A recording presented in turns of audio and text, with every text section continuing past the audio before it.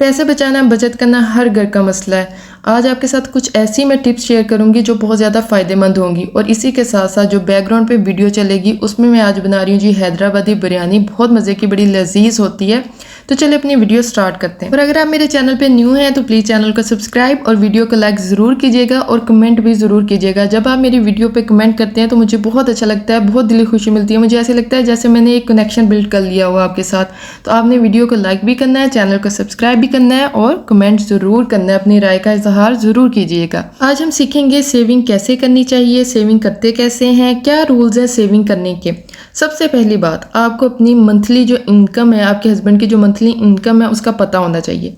For example आपके husband की जो मंथली इनकम है वो है 1 लाख। कंसीडर कर लेते हैं 1 लाख है, 1 लाख से कम भी हो सकती है, 1 लाख से ज़्यादा भी हो सकती है। आपको बेहतर पता है, आपने उस लिहाज से उससे आपने सोच लेना है कि मेरे हस्बैंड की पे इतनी है, जितनी है वो सोच लें, ठीक है। तो ये पहला पॉइंट है, आपको अपनी आमदनी का पता होना चाहिए। नेक्स्ट पॉइंट है, आप अपनी आमदनी में से कितने पैसे बचाते हैं। अच्छा, कुछ लोगों को ना ये कंसेप्ट गलत है। वो क्या करते हैं, पहले अपने सारे अखराजात निकालते हैं, सारे मंथ के जो अखराजात होते हैं ना उन सबको निकालते हैं और उसके बाद जो पैसे बच जाते हैं ना, जितने भी बच जाए उनको वो अपनी सेविंग कंसीडर करते हैं। ये बिल्कुल गलत है। देखिए, इसका एक प्रॉपर रूल है, वो मैं आपके साथ शेयर करती हूँ। फर्स्ट फॉर एग्जांपल आपके हस्बैंड की 1 लाख पे है, वो हमने सोच ली। इसमें 50-30-20 का रूल चलता है। 50 जो परसेंट होता है ना, यानी कि 1 लाख का 50% है 50,000, वो आपके अखराजात के लिए है। यानी कि 50,000 अपनी पे का। अगर आपके हस्बैंड की 80,000 पे है तो 40 हो जाएगा, अगर 60 है तो 30 हो जाएगा, अगर 2 लाख है तो 1 लाख हो जाएगा, जो आपके अखराजात के लिए होगा। अच्छा, अब इन अखराजात में क्या क्या आता है, इसमें आपका हाउस रेंट आ जाता है। अगर आप रेंट के हाउस में उसमें घर में रह रहे हैं तो हाउस रेंट आ गया। आपकी ट्रांसपोर्ट का खर्चा आ गया, यानी आपकी गाड़ी की मेंटेनेंस, आपके पेट्रोल का खर्चा, या फिर आप जो भी कन्वेंस यूज़ करते हैं उसका खर्चा आ गया। फिर आपके घर की सारी ग्रोसरी, जिसमें आपके घर के सारे बिल्स भी आ जाते हैं आपके घर में। उससे क्या कहते हैं, इसके अलावा बच्चों की फ़ीस, आपके बच्चों की जो भी स्कूल फ़ी है वो भी सारी इसी में आ जाती है। तो वो आपकी जितनी भी पे है उसका जो हाफ है ना, वो आपने इसके लिए मंथली ग्रोसरी भी, ठीक है, वो उसके लिए आपने रखना है। उसके बाद जो 30% बच जाता है ना, 30% जो आपने 50-30-20 में डिवाइड किया है ना अपनी पे, जो 30% है ना, जो कि 1 लाख में से 30,000 बनता है, उन पैसों को आपने यूज़ करना है। अगर आपकी फैमिली में कोई भी इवेंट आता है, फॉर एग्जांपल कोई शादी आ रही है, कोई बर्थडे आ रही है, कोई मंगनी की रस्म आ रही है, या फिर आपने कोई दावत करनी है या किसी दावत पे जाना है। अगर आप जाएंगे भी तो खाली हाथों नहीं ना जाएंगे, केक कुछ ना कुछ लेके जाएंगे, गिफ्ट देना पड़ जाता है। इसके अलावा आप अपने बच्चों को, अगर ये कुछ भी नहीं है, फॉर एग्जांपल 1 मंथ में ये कोई भी चीज़ नहीं आ रही, तो आप अपने बच्चों को आइसक्रीम खिलाने तो लेके जाएंगे ना, किसी पार्क वगैरह का विजिट तो करवाएंगे, किसी फन लैंड लेके जाएंगे, किसी फन सिटी लेके जाएंगे, कहीं ना कहीं तो बच्चों को तो घुमाएंगे ना, बीवी को कहीं ना कहीं तो घुमाएंगे ना। तो ये जो 30,000 है आपने इस काम के लिए रख लेना है। अगर ऐसा कोई काम नहीं करते तो गलत करते हैं। जो इंटरटेनमेंट है ना वो लाइफ का हिस्सा है, उसको साथ साथ लेके चलना चाहिए। तो 30,000 जो है ना इस पर्पज़ के लिए है। जो 20% बचता है ना, जो कि 1 लाख का 20,000 बचता है, वो आपकी सेविंग है। वो आपने हर सूरत में बचाना ही बचाना है, उसे आपने खर्च नहीं करना, जो मर्जी हो जाए। आपने अपने अखराजात 50,000 के अंदर अंदर रखने हैं, इससे बाहर नहीं लेके जाने। और आपने इसके अलावा अपनी इंटरटेनमेंट के लिए भी जो पैसे 30,000 है उसी के अंदर रह के आपने अपने आप को जो भी इंजॉयमेंट देनी है वो इसी के अंदर रह के करनी है। और इसके अलावा जो 20,000 है वो आपकी सेविंग है, उससे नहीं खर्च करना। अगर आप खर्च करते हैं ना तो बहुत गलत करते हैं। नेक्स्ट पॉइंट है कि आपको पता होना चाहिए आपके मंथली अखराजात कितने हैं। आपने उन्हीं के अंदर रह के अपने अखराजात को पूरा करना है। जैसे 1 लाख में से 50,000 आपके मंथली अखराजात के लिए है, तो कुछ लोग क्या करते हैं, वो अपने अखराजात को बहुत ज़्यादा बढ़ा लेते हैं, यानी वो अपनी सेविंग भी लगा देते हैं, अपनी इंटरटेनमेंट वाला पैसा भी अपने अखराजात पे लगा लेते हैं। ऐसा लाइफस्टाइल ले आते हैं कि वो अफोर्ड नहीं कर रहे होते। उनकी इनकम जो है ना, उनकी मंथली इनकम उनको इजाज़त नहीं दे रही होती, लेकिन वो बस देखा देखी दिखावे की दुनिया में अपने अखराजात जो है ना, अपना स्टेटस अप करने के चक्कर में ना अपने अखराजात बढ़ा लेते हैं, और ना उनके पास सेविंग रहती है, बस दिखावे के लिए चीज़ें होती हैं और कुछ भी नहीं होता। तो आपने ये गलती नहीं करनी, अपने अखराजात अपनी चादर देख के पाँव फैलाने। अदरवाइज मंथ का जब एंड होगा ना तो आप मांगते फिरेंगे, तो कभी भी इतना खर्चा नहीं करना कि मांगना पड़े, ठीक है ना। हमेशा अपने पैसे दे के, अपने हालात देख के, अपनी इनकम देख के अपने अखराजात किया करें। उनसे बाहर निकलने का कोई फ़ायदा नहीं होता। देखें, इनकम और ख्वाहिशात में तवाज़ुन होना ना बहुत ज़रूरी है। अगर आपकी ख्वाहिशात आपकी इनकम से, मंथली इनकम से ज़्यादा है ना, तो आप बहुत मुश्किल में जाने वाले हैं। आप ज़्यादा अरसे के लिए ना हेल्दी लाइफस्टाइल में नहीं रहेंगे। आपका बजट जो है ना बहुत जल्दी से डिस्टर्ब हो जाएगा। आप जो है ना बैलेंस नहीं रख पाएंगे अपनी लाइफ में। हमेशा अपनी ख्वाहिशात को सब्र के साथ और एक तहम्मुल के साथ जो है ना उनको कंट्रोल में रखना बहुत ज़रूरी है। जब भी आपको भूख लगी हो ना, तो कभी भी ग्रोसरी करने नहीं जाना चाहिए। मैं आपको अपना पर्सनल एक्सपीरियंस बता रही हूँ। क्या होता है, जब आपको भूख लगी होती है ना, आप ग्रोसरी करने चले जाते हैं ना, तो आप फजूल की चीज़ें बहुत ज़्यादा उठाना शुरू कर देते हैं। इसी तरह ना देखा देखी करके अपना लाइफस्टाइल अडॉप्ट करने की भी बिल्कुल भी ज़रूरत नहीं है। देखिए, हर एक ना अपने अकॉर्डिंग चल रहा होता है। किसी को अल्लाह ने बहुत ज़्यादा से नवाजा है, किसी को थोड़ा दे दिया है, लेकिन बहुत सारी चीज़ों में बैलेंस कर देता है अल्लाह मियाँ। जिसे बहुत नवाजा है, कोई ना कोई कमी उधर भी है, और जिसे कम दिया है पैसे के उसमें कह रही हूँ सेंस में, तो उससे भी अल्लाह ने कुछ ना कुछ ऐसा ज़रूर दिया है जो बहुत ज़्यादा है। जो किसी के पास नहीं है वो आपके पास है। तो हमेशा सब्र और अपनी ख्वाहिशात को कंट्रोल करके चलें।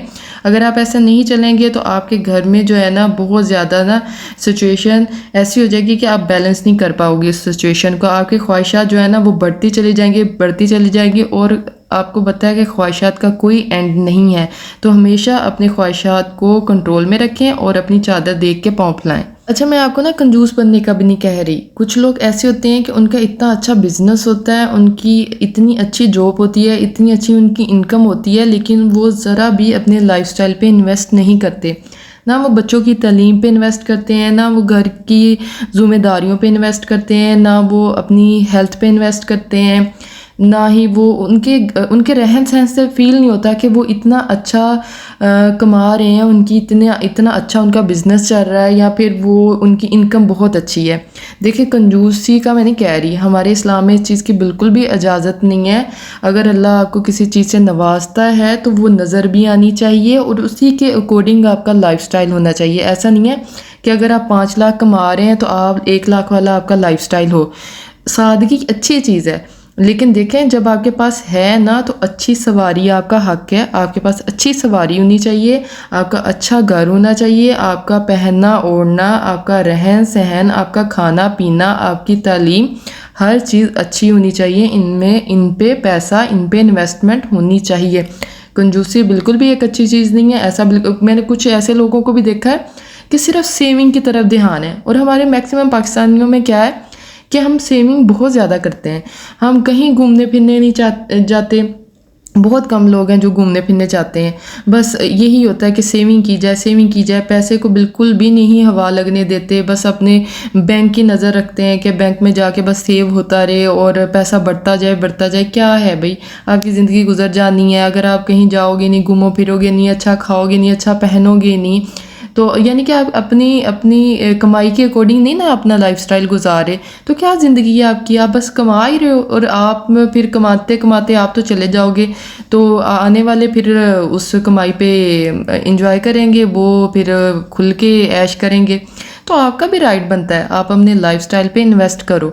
मैं इस चीज़ के बिल्कुल हक में नहीं हूँ कि सेविंग करने पे आएँ और सेविंग ही करते चले जाएं। देखिए, हमारे इस्लाम में ना दोनों हुक्म है, अपनी चादर दे के पाँव फैलाओ, और दूसरा ये कि अल्लाह ने अगर आपको नवाजा है अपनी नेमतों से, पैसे से, तो आपके उठने बैठने रहने सहने, आपकी सवारी से पता होना चाहिए, अंदाज़ा लगना चाहिए कि अल्लाह ने आपको इन चीज़ों से नवाजा है। नेक्स्ट पॉइंट ये है कि हम अपनी इनकम को, मंथली इनकम को बेहतर कैसे बना सकते हैं। देखिए, अगर आप एक मिडिल क्लास फैमिली से हैं या अपर मिडिल क्लास फैमिली से हैं और आपकी इनकम चलें 1 लाख ही मैंने सोची हुई है ना, तो अपर मिडिल क्लास में तो अब बहुत ज़्यादा इनकम हो गई है, तो खैर चले सोच लेते हैं 1 लाख। अगर आपकी इनकम 1 लाख है और आप एक ही हैं कमाने वाले, यानी कि जो घर का सरबराह है वही कमा रहा है 1 लाख और 5 खाने वाले हैं, ठीक है, आप टोटल अफराद जो घर में 5 खाने वाले हैं, आप अपर मिडिल क्लास है ना। और इसी तरह कोई आपके घर के आसपास ऐसा है जो मिडिल क्लास कंसीडर होता है, ठीक है, उनके घर का जो सरबराह है वो कमा रहा है, चले सोच लेते हैं 30,000। वो कितनी कमा रहा है? 30,000 आपसे कम कमा रहा है, लेकिन उसके घर के सारे जितने बाकी, उसके घर में भी 5 अफराद हैं, वो सब भी कुछ ना कुछ कमा रहे हैं साथ, कोई 15,000, कोई 10,000, कोई 20,000। यानी कि घर के तमाम अफराद जो हैं वो भी सरबराह का साथ दे रहे हैं, वो भी कमा रहे हैं। तो ये ना सोचें कि उनके घर का जो सरबराह है वो 20,000 कमा रहा है और ये हमारे से मिडिल क्लास हो गए या बहुत कोई गरीब फैमिली है, नहीं भाई, वो आपसे ज़्यादा आगे जा रहे हैं। सही है, सारे घर के अफराद मिलके कमा रहे हैं और आने वाले टाइम में वो बहुत आगे चले जाएंगे, उनका एक्सपीरियंस बहुत ज़्यादा हो जाएगा। तो मेरी ये एडवाइस है कि घर के तमाम अफराद को चाहिए कि वो भी किसी ना किसी तरह पार्टिसिपेट करें अपनी मंथली इनकम में। कोई ना कोई ऐसा काम ज़रूर करें जिससे आप अपने पार्टनर को हेल्प कर सकें। आप भी अर्निंग का कोई ना कोई सोर्स ज़रूर देखें। ज़रूरत है, आज के दौर में बहुत ज़्यादा इस चीज़ की ज़रूरत है। इसके अलावा मेरी तरफ से एक छोटी सी एडवाइस है आपके लिए कि घूमने फिरने पे ज़रूर इन्वेस्ट किया करें। और इसके अलावा अगर आपके घर में कोई भी चीज़ है जिसको आप रीयूज़ कर सकते हैं तो ज़रूर करें। ये देखिए यहाँ पे मेरे जो लैंप के शेड हैं वो बिल्कुल ख़राब हो गए थे और मुझे ना इंस्टाग्राम पे मैंने एक पेज देखा था, वो इतने कोई वाइब्रेंट कलर के, इतने कोई हसीन फ्लोरल से बड़े खूबसूरत से उनके पास शेड थे लैंप के। और जब मैंने उनसे शेड की प्राइस पूछी तो एक शेड की प्राइस उन्होंने मुझे 2500 बताई और वो साइज़ भी छोटा था।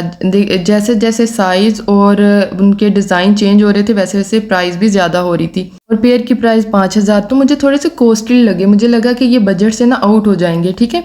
तो मेरे पास ये शेड तो थे लेकिन वो काफ़ी बुरी हालत में आपको मैंने दिखाए हैं। और मेरे पास इसी तरह ना ये मेरी पुरानी शर्ट थी, बड़ी प्यारी सी, देखें ये बिल्कुल फ्लोरल प्रिंट है, बड़ा हसीन सा। और इसी तरह के प्रिंट की मैंने, वो आपके साथ उनकी फ़ोटोज़ भी शेयर करूँगी, सेम इसी तरह की प्रिंट की मैंने वहाँ पे शेड देखी थी। फिर मैंने सोचा क्यों ना मैं घर पे ही जुगाड़ लगाऊं और इसको घर पे ही ये खुद से ही ये शेड जो है ना वो तैयार कर लेती हूँ। क्योंकि मुझे, आपने मेरी वीडियोस देखी होंगी, मुझे आर्ट एंड क्राफ्ट का बहुत ज़्यादा शौक है। मैंने ट्राई की और बहुत अच्छे बने। आपने भी मुझे कमेंट सेक्शन में ज़रूर बताना है आपको कैसे लगे। मैं जो फ़ोटोज़ हैं जो मैंने पसंद किए थे वो भी आपके साथ शेयर करूँगी और इनकी भी जो फाइनल लुक है ना वो भी आपके साथ शेयर करूँगी।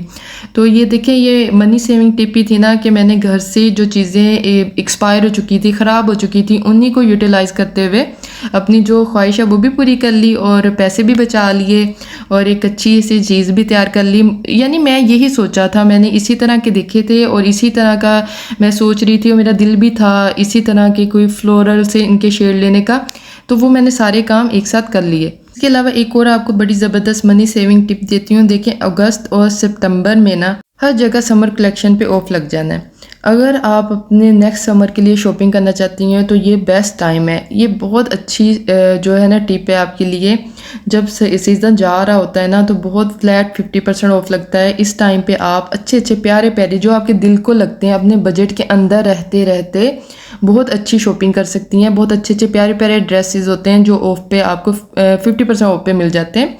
तो ये बेस्ट होते हैं। देखिए, अगर आप ब्रांड पहनने के शौकीन है ना तो मेरे ख्याल से ये बेस्ट टाइम होता है। अपने पैसे भी सेव किए जा सकते हैं, अपने बजट को भी कंट्रोल रखा जा सकता है और इस टाइम पे शॉपिंग सबसे बेस्ट होती है। मैं हमेशा ऐसे ही करती हूँ। आपने मेरी शॉपिंग की वीडियोस देखी होंगी, जैसे ही ऑफ स्टार्ट होता है, सीज़न का ऑफ स्टार्ट होता है, मैं अपने नेक्स्ट सीज़न के लिए कपड़े लेके जो मुझे बहुत अच्छे लगते हैं, ऐसे नहीं फजूल नहीं लेती, ऐसा नहीं मैं करती। कुछ लोग होते हैं ना, ऑफ लगता है तो उन्हें होता है बस अब कोई से भी कपड़े ले लूँ, नहीं मैं ऐसे नहीं करती। मुझे जो बहुत अच्छे लगते हैं, मुझे लगता है मुझे पहने हुए बड़े प्यारे लगेंगे, मैं वो ऑफ पे ले लेती हूँ।